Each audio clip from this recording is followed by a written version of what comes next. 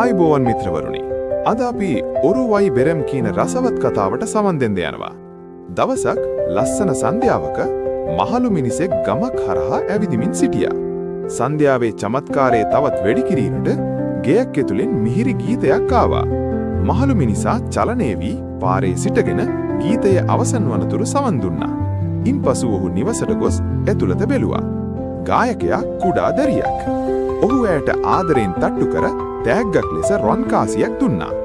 ඒ වෙලාවේ ඒ දැරියගේ පියා පොන්නන් ළඟ හිටියා.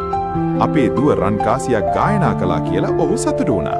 ඔහු වහාම දැරියගේ අතින් මුදල් උදුරා ගත්තා. ඊට පස්සේ මහලු මිනිසා යන්න පටන් ගත්තම පොන්නන් කෑ ගැහුවා, "නවත්තන්න සර්, මට ලැබිය යුතු මුදල් කොහෙද? මගේ දැරියගේ ගීතය ඇසීමේ මිල එක රන් කාසියක් නොවේ.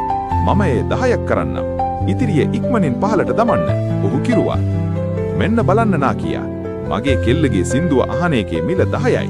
ඉතුරු ටික දාන්න." ඔහු කිව්වා. මේ මිනිස්සයා රස්තියාදුකාරයෙක් කියලා තේරුම් ගන්න නාකියාට වැඩි වෙලාවක් ගියේ නැහැ. කෙසේ වෙතත් ඔහු අහිංසකයෙක් වගේ රඟපාලා කතා කරන්න පටන් ගත්තා. නාකියා කිව්වා, "බලන්න, මගේ ගෙදර තියෙන්නේ සැතපුම් 3ක් විතරයි. ඔයා එහ ගියොත් මම ඔයාට කාසි 100ක් දෙන්නම්." පොන්නන් ඔහු මිලදීගත් රන් කාසිය ඔහුට ආපසු දී ඔහු සමග ගියා. සතුටු සාගරයක ගිලී සිටි පොන්නන් එහා මෙහා ඇවිදිමින් සිටිය. "රන් කාසි 100කින් මම මොකද කරන්න කියලා ඔයා දන්නවද?" ඔහු කෑදර ලෙස ඇසුවේය.